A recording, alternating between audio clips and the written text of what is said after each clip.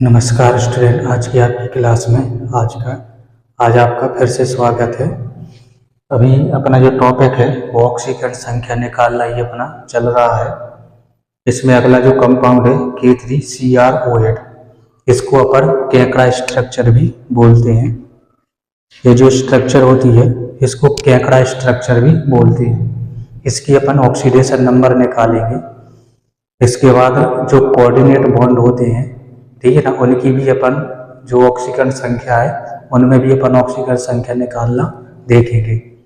और उसके बाद कुछ कंपाउंड ऐसे आएंगे जिनकी जो ऑक्सीकरण संख्या है वो भिन्नात्मक रूप से आती है। तो पहले अपन इसकी निकालना देखेंगे। तो पहले अपन को वही एक्स मेथड लगाना है जैसे अपन निकालते हैं। तो इसकी एक्स मेथड के द्वारा निकालेंगे। क्रोमियम की निकालना है अपन को, तो इसको एक्स मान लेंगे। पोटेशियम की कितने 3 पोटेशियम है, बैलेंसी होती है इसकी +1। क्रोमियम की निकालना है तो एक्स प्लस में ऑक्सीजन है 8, बैलेंसी होती है -2। ओवरऑल चार्ज इस पे 0 है। सॉल्व करेंगे इसको। 3 प्लस में एक्स 8 दूनी 16 माइनस के 16 बराबर में 0। 16 में से 3 गए तो ये आ जाते हैं माइनस के कितने 13 बराबर में 0। एक्स बराबर इसकी आती है +13। क्रोमियम की जो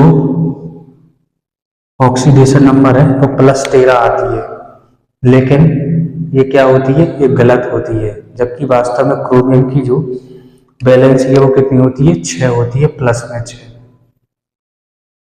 तो ये क्या हो जाती है, ये मेथड क्या हो जाती है, रॉन्ग हो जाती है यहाँ पे।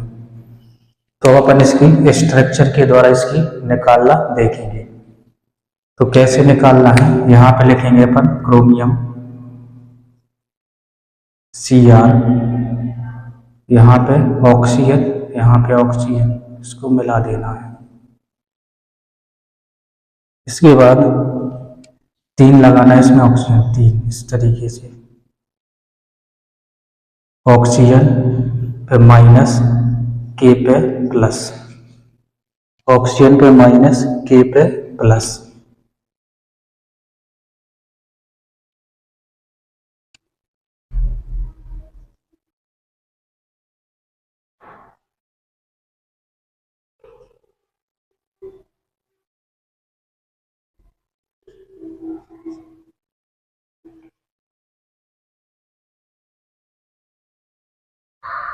इस तरीके से इसकी स्ट्रक्चर होती है।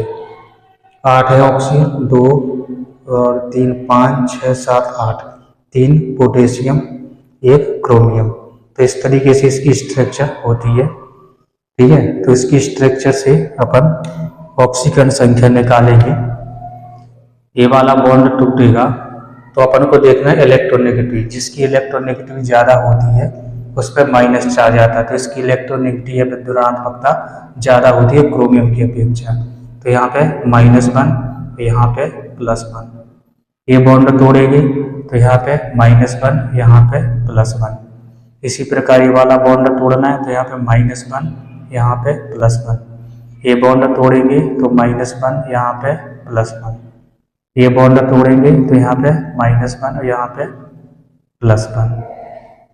सभी को जोड़ लेंगे 1 2 3 4 5। तो इसकी जो ऑक्सीडेशन नंबर है वो +5 आती है, ठीक है ना। क्या आती है, +5, यानी कि 6 से कम है, इसलिए सही हो जाती है अपनी, ठीक है ना। इसकी जो क्रोमियम की जो ऑक्सीडेशन नंबर है वो +5 आती है। तो इस तरीके से अपन ने K3CrO8 की जो में क्रोमियम होता है उसकी ऑक्सीकरण संख्या निकाली अपन ने। अब इसके बाद कुछ कोऑर्डिनेट बॉन्ड वाली है ना संरचनाएं देखेंगे, और उसमें अपन को 2 कंडीशन मिलती हैं, ठीक है ना। तो कोऑर्डिनेशन बॉन्ड का जो डोनर एटम और एक्सेप्टर एटम कौन सा है उस पर डिपेंड करता है कि उस पर उस बॉन्ड को अपन को गिनना है कि नहीं गिनना। तो वो आपको जब हम बनाएंगे स्ट्रक्चर तब आपको अच्छे से समझ में आएगा। कंपाउंड है N, यहाँ पे डबल बॉन्ड, फिर कोऑर्डिनेट बॉन्ड, और यहाँ पे C। यहाँ पे बॉन्ड H यानी कि HNC होता है, कंपाउंड है HNC।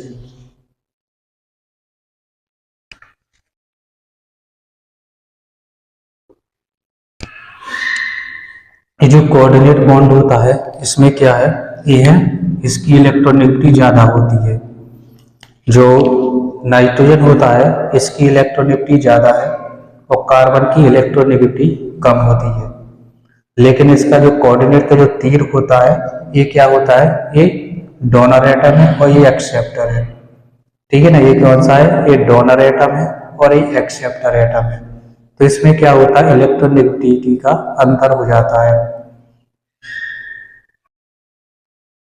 इसमें क्या होता है, ये डोनर एटम है तो इस कंडीशन में इसकी जो बॉन्ड है इसको नगण्य मान लेते हैं अपन। ठीक है ना, अगर ये बॉन्ड का जो तीर है इस साइड होता तब इसको अपन काउंट करते, लेकिन क्या है ये साइड है यानी कि ये एक्सेप्टर की साइड है इसका है, तो इसको इस कोऑर्डिनेट बॉन्ड को अपन को क्या कर देना है, इग्नोर कर देना है। ठीक है ना, तो ये जो कोऑर्डिनेट बॉन्ड है इसको अपन अनदेखा कर देंगे। ठीक है, या जिसको बोलते हैं अपन इग्नोर कर देंगे, इसको अपन को काउंट नहीं करना है। अब इसके बाद इसके बॉन्ड तोड़ेंगे, ये वाला बॉन्ड तोड़ेंगे, इलेक्ट्रोनेगेटिविटी ज्यादा तो -1, यहाँ पे +1। ये वाले दो बॉन्ड तोड़ेंगे, दो तोड़ना है अपन को, तो यहाँ पे आ जाएगी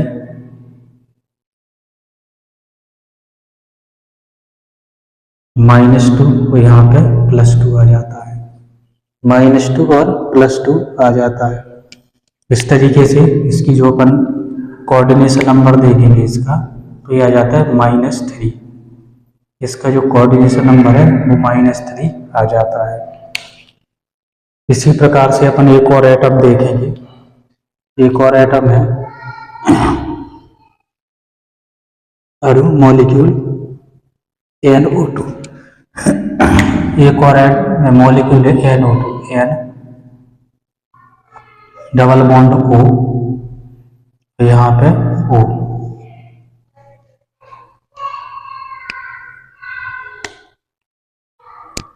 इस कंडीशन में आप देखते हैं कि ज्यादा इलेक्ट्रोनेगेटिव ऑक्सीजन है, ये क्या होता है, ज्यादा इलेक्ट्रोनेगेटिव है, ये कम इलेक्ट्रोनेगेटिव है।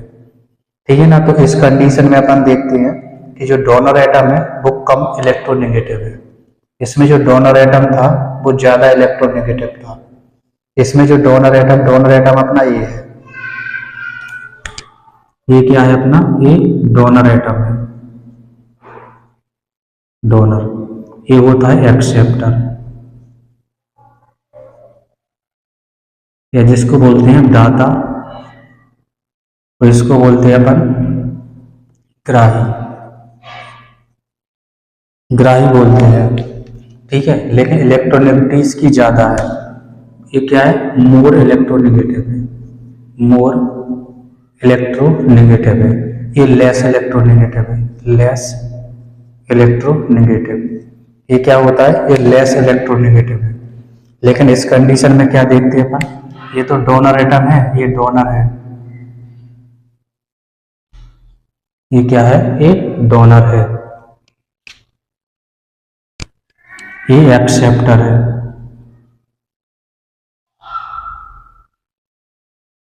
ये एक्सेप्टर है। लेकिन जो इलेक्ट्रोनेगेटिविटी इसकी ज्यादा है, ये वाला क्या है, मोर इलेक्ट्रोनेगेटिव है, मोर इलेक्ट्रोनेगेटिव, ये मोर इलेक्ट्रोनेगेटिव है, जबकि ये क्या है, ये लेस इलेक्ट्रोनेगेटिव है, ये लेस इलेक्ट्रोनेगेटिव है। तो इस कंडीशन में ये जो कोऑर्डिनेट बॉन्ड होता है इसको अपन इग्नोर नहीं कर सकते। ठीक है ना, तो इसमें ध्यान रखने वाली बात ये है कि इसमें जो कोऑर्डिनेट बॉन्ड यानी कि उपसहसंयोजी बंध है इसको अपन है ना इग्नोर नहीं कर सकते। इसमें अपन ने इग्नोर कर दिया था क्योंकि रीजन ये लिखा हुआ है डोनर एटम की है ना मोल इलेक्ट्रोनेगेटिव नहीं होना चाहिए। अगर डोनर एटम है तो उसकी इलेक्ट्रोनेगेटिविटी कम होनी चाहिए, जैसे कि इसमें है। डोनर एटम क्या है, ये है डोनर एटम, लेकिन इलेक्ट्रोनेगेटिविटी इसकी कम है, तो ये कंडीशन होना चाहिए। अगर ये कंडीशन है तो उसको अपन काउंट करेंगे उस बॉन्ड को, और अगर ऐसी कंडीशन है तो इस कंडीशन में इस बॉन्ड को काउंट नहीं किया जाता। इसके अपन बॉन्ड तोड़ेंगे। जैसे इसका अपन बॉन्ड तोड़ते हैं तो इस पे -2 चार्ज आ जाएगा और इस पे +2 चार्ज आता है। इसका बॉन्ड तोड़ेंगे तो इस पे -2 चार्ज आता है और इस पे +2 चार्ज आ जाता है।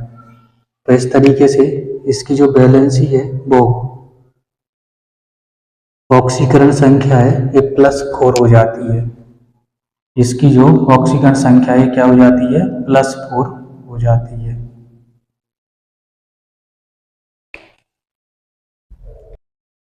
आई होप कि ये चीज़ आपको समझ में आई होगी। थोड़ा इसमें है ना, ये समझने वाली बात है। किसी एक कंडीशन को आप समझ लीजिए, दूसरी कंडीशन आपको अपने आप समझ में आ जाएगी।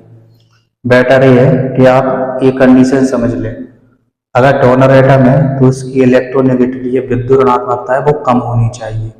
अगर यही कंडीशन है तो इस कोऑर्डिनेट बॉन्ड को अपन काउंट करेंगे और बॉन्ड तोड़ेंगे और इसमें जो नंबर आते हैं वो देंगे। लेकिन इसमें क्या होता है, ये डोनर एटम है और इसकी इलेक्ट्रोनेगेटिविटी ज़्यादा है, तो इस कंडीशन में इस बॉन्ड को अपन इग्नोर कर देते हैं।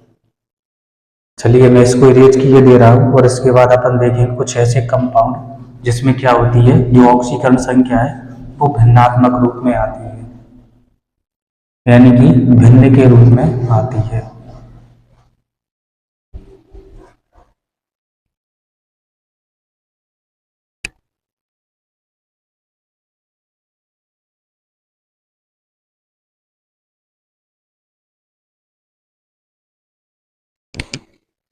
इसमें अपन कुछ कंपाउंड देंगे। एक है इसमें C3O2, C3O2 देखेंगे अपन, और इसके बाद देखेंगे अपन Br3O8, एक है Br3O8। ये दो कंपाउंड है, इनमें क्या होती है, भिन्नात्मक ऑक्सीकरण संख्या आती है, वो अपन इसमें देखेंगे।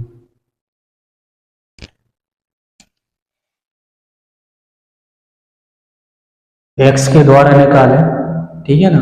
तो पहले x के द्वारा अपन निकालते हैं, ठीक है ना, और उसके बाद फिर इनकी स्ट्रक्चर बना के अपन निकालेंगे। तो इसमें अपन को क्या करना है, इसमें अपन को कार्बन की निकालना है, इसमें कार्बन की निकालना है, और इसमें अपन को ब्रोमीन की निकालना है। इसमें अपन को कार्बन की निकालना है और इसमें आपको बोरोन की। तो कार्बन की निकालेंगे तो 3 है कार्बन, तो 3, और निकालना है तो X, प्लस में ऑक्सीजन है 2, वो वैलेंसी -2 बराबर में 0। सॉल्व करेंगे 3x, इसका गुणा करेंगे तो -4 बराबर में 0। इसके बाद 3x बराबर में a अपन यहाँ पे लाएंगे तो +4, और इसके बाद x बराबर 3 को नीचे लाएंगे तो +4/3 आती है।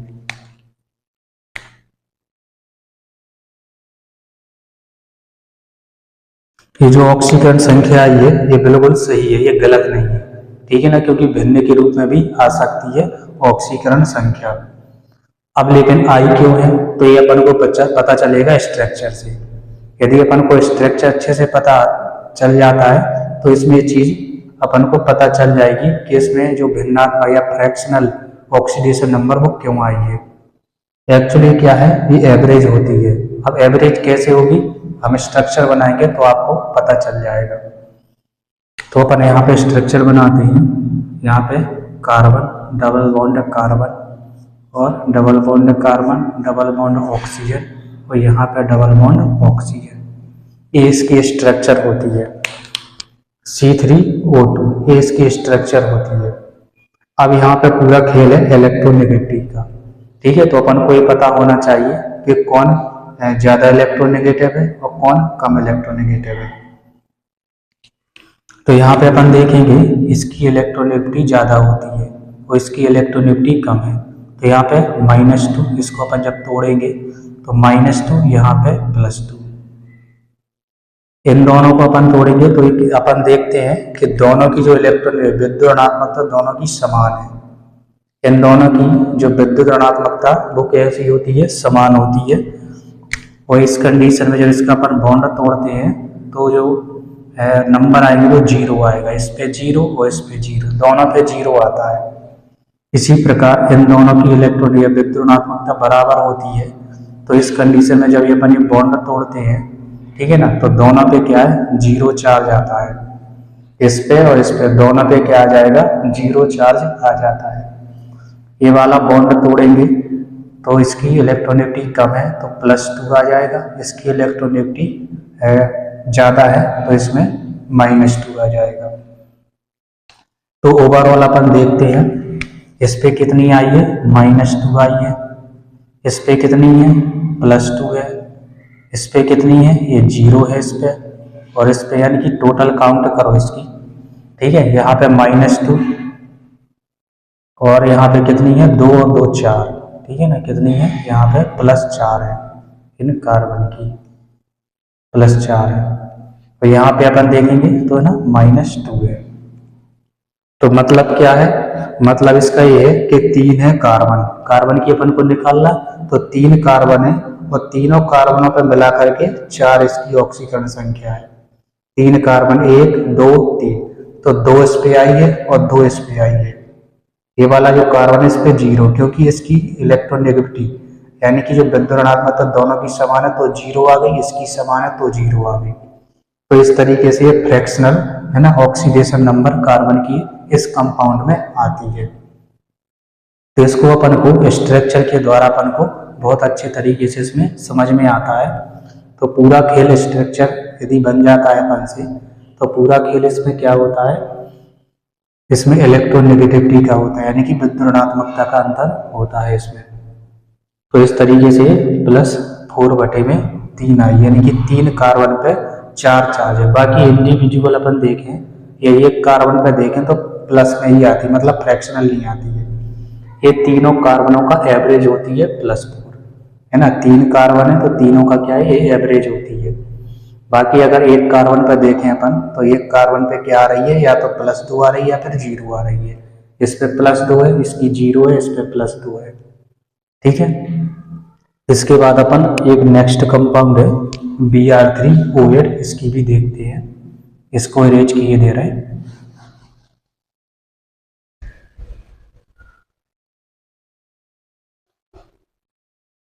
इसकी स्ट्रक्चर बनाएंगे अपन। पहले इसकी ऐसी सिंपल निकाल लेते हैं अपन एक्स मेथड के द्वारा। इसकी एक्स मेथड के द्वारा निकालते हैं। ब्रोमीन की निकालना है अपन को, ब्रोमीन है 3, वो अपन को निकालना है तो एक्स मान लेंगे। प्लस में ऑक्सीजन कितने, 8 है, बैलेंसिंग होती है -2, ओवरऑल चार्ज 0 है तो बराबर में 0। सॉल्व करेंगे 3x इसको सॉल्व करेंगे तो 16 आ जाएगा, बराबर में 0। 3x बराबर में 16 इस साइड आएगा तो +16 हो जाएगा, प्लस में 16 और x बराबर हो जाएगा +16 और बटे में 3। तो ये जो ऑक्सीडेशन नंबर आई है ब्रोमीन की, ये बिल्कुल सही है, ठीक है। 16/3 क्यों आई है, क्योंकि 3 ब्रोमीन है और तीनों ब्रोमीन पर जो 16 जो नंबर है वो तीनों पर समान रूप से क्या हो जाता है, डिवाइड हो जाता है, मतलब एवरेज आता है उसका, ठीक है। तो स्ट्रक्चर देखेंगे अपन इसकी। स्ट्रक्चर कुछ इस तरीके की होगी, Br bond Br bond Br, और यहाँ पे लगा देंगे अपन oxygen, double bond oxygen, double bond oxygen, और यहाँ पे डबल बॉन्ड ऑक्सीजन, यहाँ पे भी double bond oxygen, double bond oxygen. इस तरीके से इसकी स्ट्रक्चर होती है। इस तरीके से इसकी क्या होती है, स्ट्रक्चर होती है। अब इनके अपन बॉन्ड तोड़ेंगे, ठीक है, और इन पे जितना भी नंबर आता है वो अपन लिखेंगे। इसमें ऑक्सीजन की इलेक्ट्रोनेगेटिविटी ज़्यादा है और ब्रोमीन की कम होती है। तो ये वाला बॉन्ड तोड़ेंगे तो -2 आएगा, यहाँ पे +2 आता है। ये तोड़ेंगे तो यहाँ पे -2 और यहाँ पे +2 आता है। ये वाली तोड़ेंगे तो यहाँ पे -2 आता है और यहाँ पे +2 आ जाएगा। इसी तरीके से ये वाली तोड़ेंगे अपन, ये बॉन्ड तोड़ेंगे तो दोनों की इलेक्ट्रोनेगेटिव यानी कि विद्युणात्मकता दोनों की समान है, तो यहाँ पे 0 और यहाँ पे 0। इसी तरीके से ये वाला बॉन्ड तोड़ेंगे अपन, है ना, तो दोनों के क्या है, इलेक्ट्रोनेगेटिव बराबर है, समान है। ठीक है, इनकी क्या होती है, बराबर होती है, इसलिए यहाँ पे 0 आ जाएगा, यहाँ पे 0 आ जाएगा। इसके बाद इनकी तोड़ेंगे दोनों को, इन बॉन्डों को तोड़ेंगे तो -2 और यहाँ पे +2। इन बॉन्डों को तोड़ेंगे तो यहाँ पे -2 और यहाँ पे +2। इस तरीके से इन बॉन्डों को भी तोड़ना है अपन को, तो -2 +2। इन बॉन्डों को तोड़ेंगे तो -2 +2। इन बॉन्डों को तोड़ेंगे तो यहाँ पे -2 और यहाँ पे +2। अब इनको अपन जोड़ लेंगे, सभी ब्रोमीनों की जो ऑक्सीडेशन नंबर है वो अपन जोड़ लेंगे। ऑक्सीजन की नहीं जोड़ना अपन को जोड़ना है ब्रोमीन की।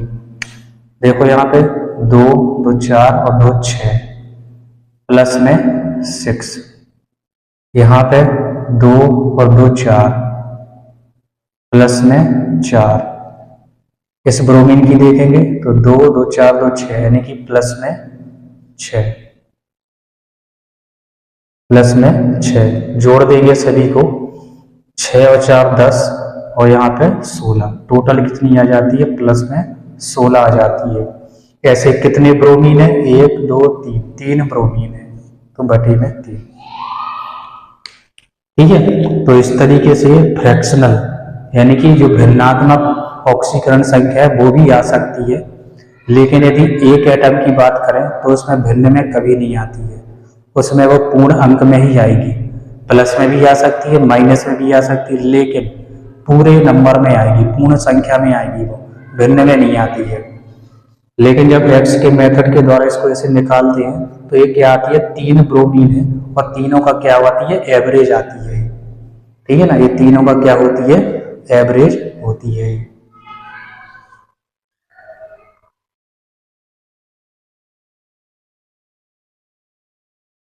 ये तीनों का एवरेज होती है।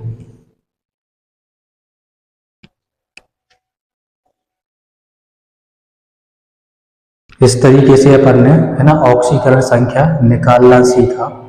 और जो भिन्नात्मक है ना, वो भी अपन ने कुछ कंपाउंडों में जो भिन्नात्मक ऑक्सीकरण संख्या थी वो भी अपन ने निकालना सीखी। इसके बाद एक इम्पोर्टेंट, है ना, टॉपिक आता है जिसको अपन बोलते हैं एन फैक्टर। इक्विवेलेंट मास अपन ने निकाला है या जिसको, है ना, तो उसमें अपन को एन फैक्टर की जरूरत पड़ती है, या जिसको अपन तुल्यांकी भार बोलते हैं। तो पिछले के वीडियो में मैंने तुल्यांकी भार निकालना आपको बताया कैसे निकालना है। जरूरत कहाँ पड़ती है, जब अपन नॉर्मलिटी पढ़ेंगे या नॉर्मलता पढ़ेंगे तब अपन को इस चीज की जरूरत पड़ती है। ठीक है ना, तो जो नॉर्मलिटी जब अपन निकालेंगे तो वहां पे अपन को तुल्यांकी भार या इक्विवेलेंट मास की अपन को जरूरत पड़ती है, या जिसको इक्विवेलेंट वेट भी बोलते हैं। तो वहां पे अपन को एन फैक्टर, तो मेन होता है एन फैक्टर। तो सबसे पहले अपन एन फैक्टर निकालना देखेंगे और उसके बाद फिर, है ना, नॉर्मलिटी जब मतलब जरूरत पड़ेगी अपन को तो नॉर्मलिटी और जो तुल्यांकी भार है वो अपन निकालना, है ना, निकालेंगे। तो पहले अपन को एन फैक्टर यानी कि एक नंबर होता है उसकी जरूरत पड़ती है, तो उसको अपन 6 तरीकों से निकालना सीखेंगे। एसिड में, बेस में, सॉल्ट यानी कि लवण में, ठीक है ना, एलिमेंट में, आयन जो चार्ज होते हैं उसमें, और इसके बाद रिएक्शन में, है ना। तो ये वाला जो टॉपिक है ये भी अपना काफी लंबा टॉपिक होने वाला है ना। तो इस वीडियो में जितना कवर हो पाएगा तो इसमें करेंगे, और बाकी जो चीजें हैं वो अपन अगले वीडियो में उसको कवर कर लेंगे। बाकी जो एन फैक्टर वाला जो टॉपिक है उसको अपन पूरा कंप्लीट करेंगे और उसको पूरा अच्छे तरीके, बहुत अच्छे तरीके से उसको समझेंगे भी। ठीक है, तो मैं इसको इरेज किए दे रहा हूँ और इसके बाद अपन, है ना, एन फैक्टर वाला टॉपिक देखेंगे। मैं इसको इरेज किए दे रहा हूँ।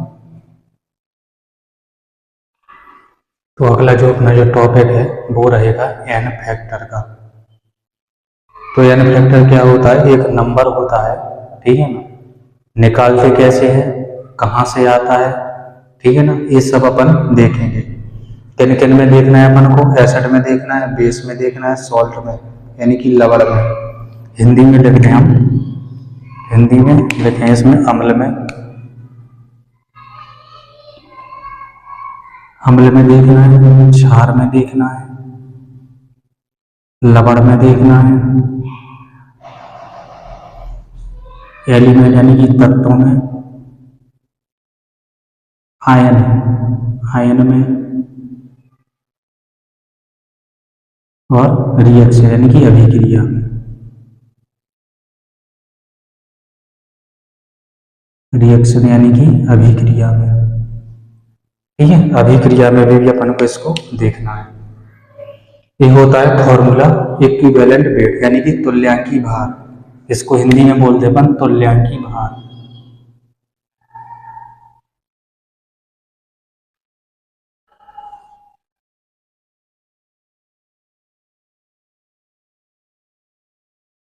तुल्यांकी भार ये होता है मोलर मास यानी कि जो कंपाउंड होता है उसका टोटल मास कितना होता है। ये हम पहले के वीडियो में बहुत पहले शुरुआत की थी, तब हमने इसको बता दिया था कि किसी कंपाउंड का मोलर मास अपन कैसे निकालते हैं।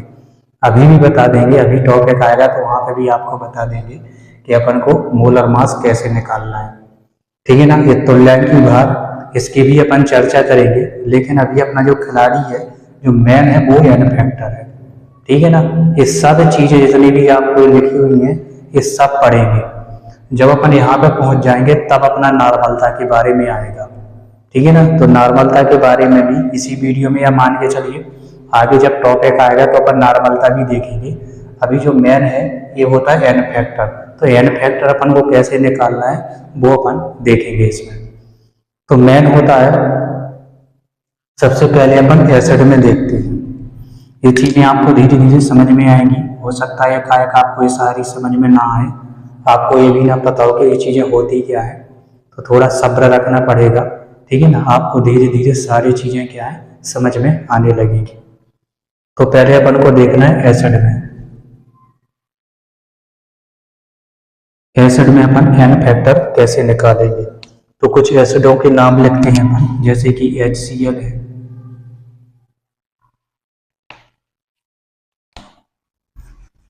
HCl है, H2SO4 है, HNO3 है। इसको अपन को तोड़ना है, ठीक है ना, यानी कि या इसको जल में घोलना है अपन को। तो जैसे ही अपन घोलेंगे तो ये क्या कैसे टूटेगा, H+ और Cl- में टूटता है, ठीक है ना। तो अपन को इसमें चार्ज क्या है, या तो अपन को ऋणात्मक लेना है या फिर धनात्मक लेना है, यानी कि ये तो माइनस वाला चार्ज काउंट करेंगे या फिर प्लस वाला काउंट, कोई एक चार्ज अपन को काउंट करना है। तो एक ही काउंट करेंगे तो इसमें जो एन फैक्टर हो जाएगा वो 1 हो जाएगा, क्योंकि इसमें एक प्लस है एक माइनस है, तो चाहे ये वाला चार्ज ले लो और चाहे ये वाला ले लो। तो इस कंडीशन में इसमें जो एन फैक्टर है, ठीक है, जो एन फैक्टर है वो कितना हो जाएगा, 1 हो जाएगा इसमें। इसी प्रकार इसको अपन तोड़ेंगे तो ये टूटता है 2H+ में और SO4 2- में। इस तरीके से ये टूटता है। H2SO4 है, जब इसको पानी में घोलेंगे तो ये 2H+ देगा और SO4 2- देगा। तो इस कंडीशन में इसका जो एन फैक्टर है वो क्या हो जाएगा, 2 हो जाएगा। यानी कि आपको चाहे प्लस वाला चार्ज ले लो और चाहे इसका ये माइनस वाला ले लो, दो हाइड्रोजन है और दोनों का प्लस प्लस चार्ज, इसलिए 2+ चार्ज हो गया, इस पे 2- है। तो चाहे आप इसका काउंट कर लो चाहे इसका काउंट कर लो, तो एन फैक्टर कितना हो जाता है, 2 हो जाता है। इसी प्रकार इसको जब पानी में घोलेंगे तो ये बनेगा H+ और प्लस में NO3-, H+ और NO3-। तो उस कंडीशन में अपन देखते हैं इसमें +1 है इसमें +1 है, तो चाहे इसका ले लो चाहे इसका ले लो, है ना। तो इसका जो एन फैक्टर है वो 1 आ जाएगा, इसका जो एन फैक्टर है वो क्या आ जाएगा, 1 आ जाएगा। तो इस तरीके से अपन एसिड में इनका जो एन फैक्टर है वो अपन निकाल सकते हैं। इसी प्रकार ये कंपाउंड है कुछ, है ना, H3PO4, है ना, तो उसमें अपन इनका एन फैक्टर कैसे निकालेंगे, ठीक है ना। तो इसको मैं इरेज के लिए दे रहा हूँ और इसके बाद देखेंगे अपन H3PO4 में।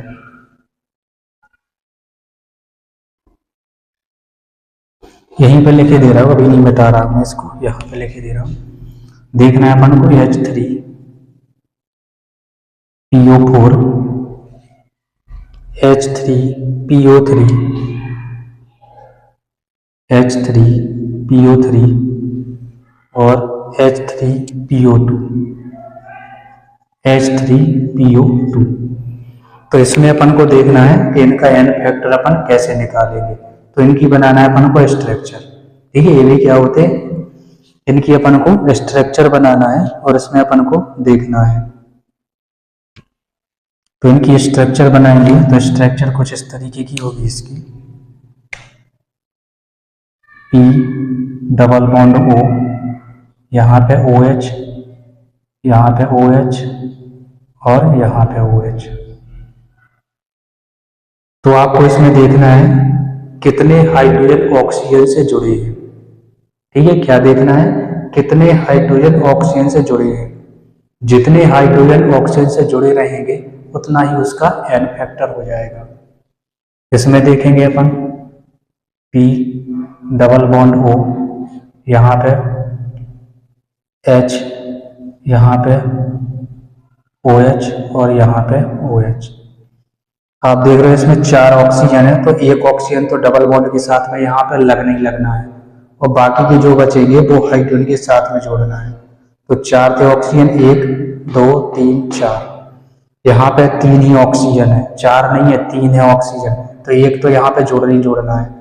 बचे जितने वो अपन को हाइड्रोजन के साथ में जोड़ना है, तो 1 2 यहाँ पे जोड़ दिए और ये 3 हो गए। ठीक वैसे ही इसमें करना है, P डबल बॉन्ड O,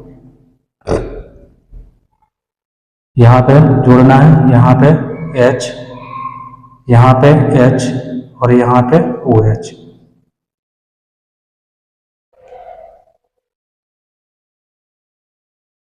तो अपन देख रहे हैं कि इसमें 3 हाइड्रोजन ऑक्सीजन से जुड़े हैं, तो इस कंडीशन में इसका एन फैक्टर 3 हो जाता है।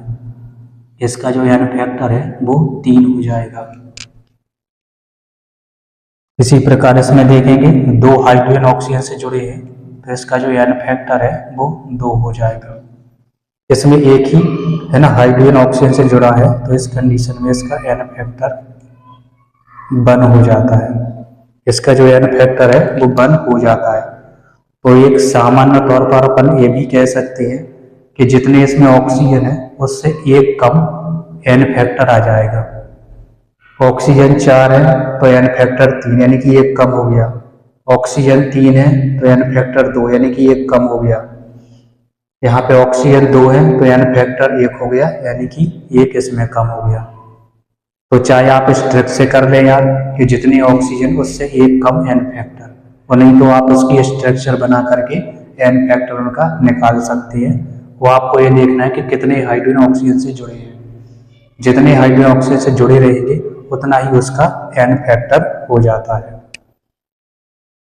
इसके बाद अगला है आर्थोबोरिक एसिड, ठीक है। इसके बाद अपन लिखेंगे आर्थोबोरिक एसिड। मैं इसको इरेज किए दे रहा हूँ, आपको इसको नोट करना है तो वीडियो पुश करके आप इसको नोट कर सकते हैं।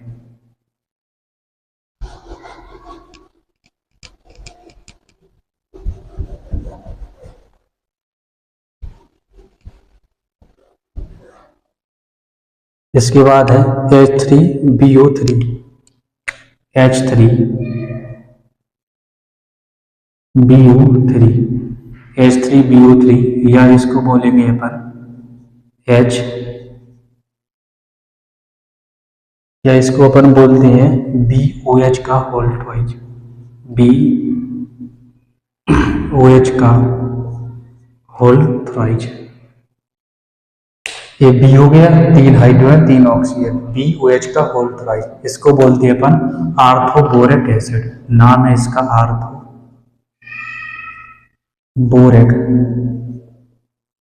एसिड। नाम है इसका आर्थोबोरिक एसिड। इसमें अपन को इसका एन फैक्टर निकालना है। इसमें अपन को इसका एन फैक्टर निकालना है, तो इसकी अपन जल के साथ रिएक्शन कराएंगे।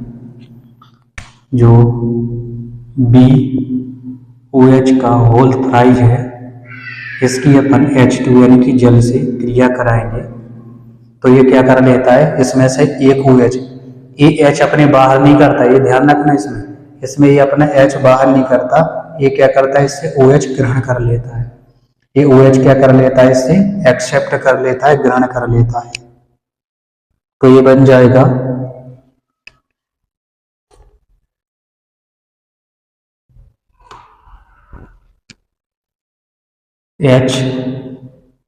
बी ओ एच का होल 4 माइनस और प्लस में H प्लस। ठीक है ना। इस तरीके से क्या करता है, ये OH माइनस, एक OH माइनस को ये ग्रहण कर लेता है। ठीक है ना, ये क्या कर लेता है, एक OH माइनस को ये ग्रहण कर लेता है। तो इस कंडीशन में इसका जो एन फैक्टर है वो 1 हो जाता है। इसका जो एन फैक्टर रहेगा, इसका 1 हो जाता है एन फैक्टर। इस तरीके से इसको क्या बोल सकते हैं, इसको बोल सकते हैं OH minus accepting acid, OH minus accepting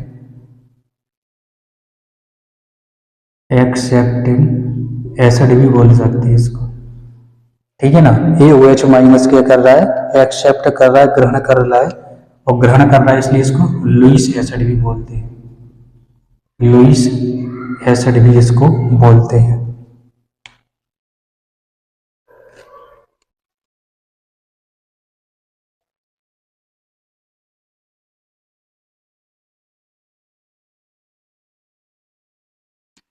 ठीक है, इस तरीके से इसको OH माइनस एक्सेप्टिंग एसिड भी बोलते हैं, आर्थोबोरिक एसिड है ना। BOH का whole thrice H3BO3। N factor 1 होता है, क्यों, क्योंकि ये एक OH है ना को ग्रहण करता है, एक OH को ग्रहण करता है और एक H प्लस ये क्या करता है, रिलीज करता है। ठीक है, तो आप चाहे जो कुछ समझ लो। वैसे ही जो H प्लस है ये जल का होता है, इसका नहीं है H प्लस, ये जल का है। ठीक है ना। तो इसको अपन ये नहीं बोल सकते कि H प्लस बाहर निकाल रहा है, ऐसा नहीं बोल सकते। इसमें अपन बोलेंगे कि OH माइनस क्या करता है, ये ग्रहण कर रहा है। ठीक है ना। तो इस कंडीशन में इसका जो एन फैक्टर है वो 1 हो जाता है। जो एन फैक्टर है वो हाइड्रोजन पर डिपेंड करता है। ठीक है ना, OH या H प्लस। ठीक है ना। तो इसके बाद अब अपन कुछ और कंपाउंड में भी देखेंगे, इसको मैं इरेज किए दे रहा हूँ।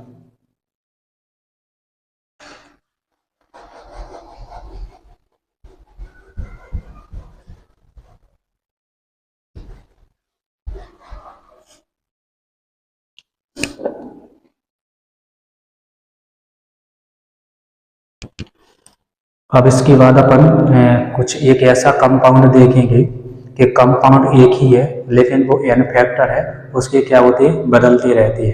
ठीक है ना। कंपाउंड एक ही कंपाउंड है, वो अपने एन फैक्टर को क्या कर रहा है, वेरी कर रहा है, मतलब विभिन्नताएं वो दर्शा रहा है। तो अपन देखेंगे n factor for some substance can vary for different reaction. एक ऐसा कंपाउंड है जिनकी जो रिएक्शन है, अपन रिएक्शन जैसे उसकी करवाएंगे है ना, तो जो वो एन फैक्टर है वो अलग अलग रिएक्शन के अनुसार वो देता है। ठीक है, तो कंपाउंड है आपका H3PO4। कंपाउंड है H3PO4 प्लस में इसकी रिएक्शन कराना है अपन को NaOH से। इसकी रिएक्शन अपन को NaOH से करवाना है, तो ये बनेगा NaH2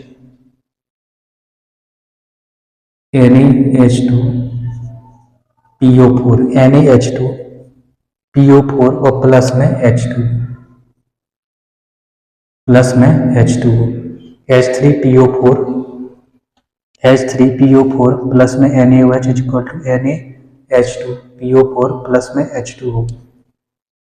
और लिखेंगे अपन इसमें दूसरी रिएक्शन इसकी H3PO4 प्लस में 2NaOH प्लस में क्या लेना है अपन को, 2NaOH।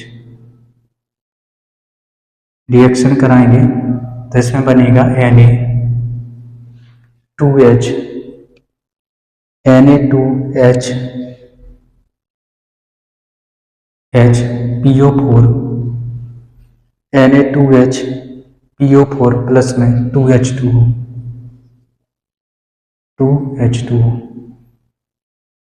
H3PO4 प्लस में 3NaOH is equal to Na3PO4 plus में 3H2 प्लस में 3H2O। तो इसमें अपन को क्या देखना है, यहाँ पे हाइड्रोजन कितने हैं और रिएक्शन के बाद जो कंपाउंड अपना बना है उसमें हाइड्रोजन कितने हैं, ठीक है ना। तो उस कंडीशन पे इसका एन फैक्टर निकल जाएगा। यहाँ पे 3 हाइड्रोजन है और यहाँ पे क्या है 2 हाइड्रोजन है, तो कितने हाइड्रोजन रिलीज हो रहा है, 1 हाइड्रोजन रिलीज हो रहा है। इसमें हाइड्रोजन कितने रिलीज हो रहे हैं, यानी कि 1 हाइड्रोजन इसमें मतलब हट रहा है इससे, यानी कि 1 हाइड्रोजन कम हो रहा, तो एन फैक्टर इसका कितना आ जाएगा, 1 आ जाएगा, ठीक है ना। इसमें से क्या हो रहा है, 1 हाइड्रोजन कम हो रहा है।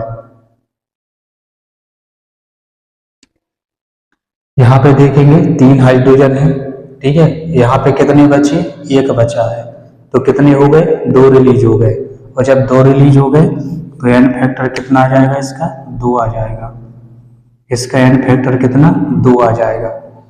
यहाँ पे अपन देखेंगे हाइड्रोजन कितने हैं, 3 है, और यहाँ पे 1 भी हाइड्रोजन नहीं है, ठीक है ना। यहाँ पे क्या है, 1 भी हाइड्रोजन नहीं है, यानी कि तीनों के तीनों जो हाइड्रोजन है वो क्या हो गए, रिलीज हो गए।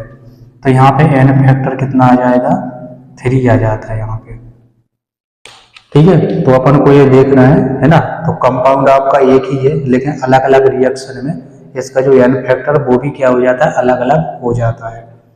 क्या देखना है, फिर से एक बार फिर से सुन लो, फिर से बता दे रहे। 3 है हाइड्रोजन, तो यहाँ पे कितने बचा, 2 बचे, तो कितना 1 रिलीज हुआ, 1 बाहर निकला है हाइड्रोजन इससे, तो एन फैक्टर 1 हो गया। यहाँ पे 3 हाइड्रोजन है, तो यहाँ पे 1 बचा हुआ है, तो कितने हो गए, 2 रिलीज हो गए, यानी कि 2 बाहर हो गए, तो एन फैक्टर 2 हो गया।